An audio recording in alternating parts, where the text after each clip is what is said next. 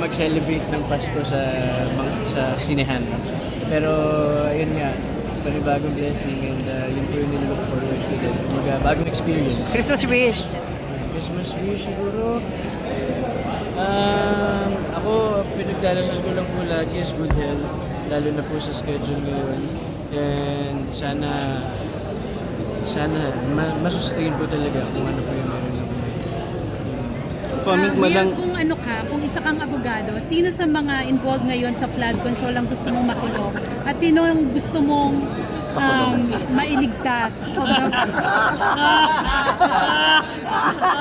Ma-convict at ano? Ayoko na lang po magsalita tungkol dyan. Mga pangalan, mahirap na po eh. Pero syempre, sana po soon makamit na po natin yung justice talaga para sa mga mamamayang Pilipino. Kasi deserve din naman po natin yung rights po talaga natin makuha natin ng tama. Pero ikaw bilang Pilipino, anong ginagawa mong part para makatulong na yun? Ako po, syempre, lalo na po ngayon medyo talagang mainit ang mga corruption nila. Siguro ang ginagawa ko na lang pong ways to influence the other people, makapag-create po ng awareness sa mga nangyayari. Kasi totoo po yung sinasabi nila kanina na napakaraming tao na napagod na lang. Napakaraming tao na walang boses, natatakot. Pero kasi sa panahon ngayon, kailangan talaga natin magsalita para sa karapatan natin, para sa pinaglalaban talaga natin. So, yun talaga. So, i-given a chance, may time ka mag-rally, sasama ka ba? Opo, syempre naman. Siyempre. Gusto ko po talaga. Ilang beses na kami nag-usap ni Direk Kip, pero hindi lang talaga po nagtatagpo yung schedule. Kasi may mga schedule na po na So, ibig sabihin, minsan na-disappoint ka rin sa nangyayari. Of course. Siyempre, nakaka-disappoint naman po talaga yung mga nangyayari. Dahil ang daming nawawala na hindi natin nalalaman. Tapos, ano nangyayari sa mga kababayan din natin, diba? Pero ready ka bang mabash ng mga diehard supporters ng ilang parties na hindi mo sinasang-ayunan? Well, we have a different perspective naman po dito sa issue na to. And I believe, parang para sa akin po, ayun nga, may kanya-kanya tayong pananaw sa issue na to, sa topic na to. So, kung ano po yung take nila, nire-respeto ko. And kung ano po yung take ng iba, nire-respeto ko. Hindi sa akin. Ikaw ba, Will, naniniwala ka na kasha ang 500 pesos for na Thank you, Will. Ayan na. Ayan na. Ayoko. Achieve Wala naman sila.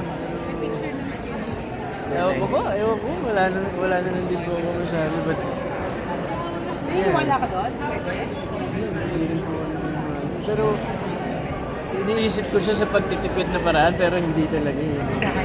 Magkano ang budget mo sa Pasko? Eh, 500. Ayun, hindi ka siya 500. Sa tingin mo, Will, magkano ang budget mo sa Noche Na lang tayo Buena? nito. Sobrang and chips. Ikaw, magkano yung budget mo sa Noche Buena? Kung sakali Budget ko ngayon, hindi ko pa po alam, pero parang this Christmas gusto ko pong maghanda talaga para sa family ko kasi sobrang busy po ng schedule. Kumbaga, ito na lang po siguro yung way para makabawi ako sa kanila sa mga oras na nawala sa akin kasi puro work nga din. Will, nakakatulog ka pa ba? Kasi reklamo ni Dustin, sa sasakyan na siya natutulog dahil ka... Same po. Nasakyan na lang din kami talaga natutulog. Pero meron naman po mga araw na nakakatulog pa rin talaga kami. But at the same time, syempre mas lamang po talaga yung work ko. Fighting. Sobrang grateful po kami. Happy pa rin. Anong nabili mo sa premyo mo sa PBB? Nabili ko sa premyo ko sa PBB. Actually, ano ba? Sinisave ko pa rin po siya. Kasi may mga plans po ako na mas kailangan ko. Pero lumipat po ako ng place. Yun yung bagong achievement ko. Yung bagong Condo. achievement is, Okay. Bago biling kondo mo. hindi naman po binili. Okay. Kasi iba po yung plans ko eh. Okay. Will, medyo nita ko na pasensya ka na. Kasi nakapag-file ka na naman. Basher. Hindi pa po, hindi pa ako nakapag consult yet. Pero may mga nakakausap na rin po ako sa issue na yan. Kasi meron din po ako mga tito na police. Tinutulungan din naman po nila ako, mga friends. And all, yeah, si Brett tinutulungan nila ako. Pero so far, after ng tweet ko na wala naman sila. So, May naapektuhan ka? oo naman, siyempre, naapektuhan po ko din. Lalo na tungkol sa magulang niya.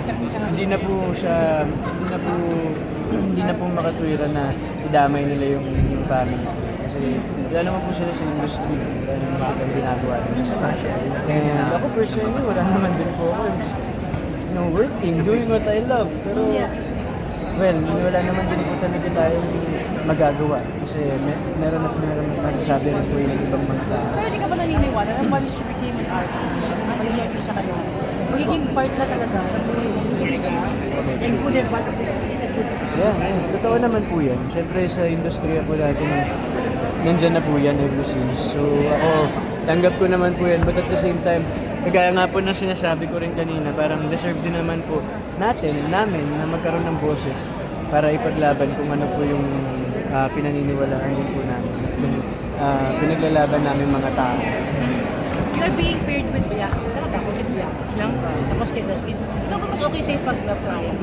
Gusto mo solo actor? Kala ko solo mag-acting. And yun naman po ako. Actually gusto ko mag-explore eh. Ang dami ko pong gustong gawin na characters. So kahit anong characters bibigay sa akin, tatanggapin ko rin. Happy po ako kahit ano. Pero like ito na, syempre nandiyan ang Will ka na lagi na sumusupport sa inyo. Tapos lubak ngayon nga, meron ng couple tattoos yung dalawa. Hindi kaya magselos yung ano, yung Will ka. Bakit ba wala silang couple tattoos din? Diba? Kasi just Bia meron eh. Nasa sa kanila naman na din po kung paano nila i-take. Pero again, kami, we're so grateful sa supportang pinapakita nga po nila sa amin. And itong pelikulang Love You So Bad, excited kami mapanood kasi para sa kanila din po itong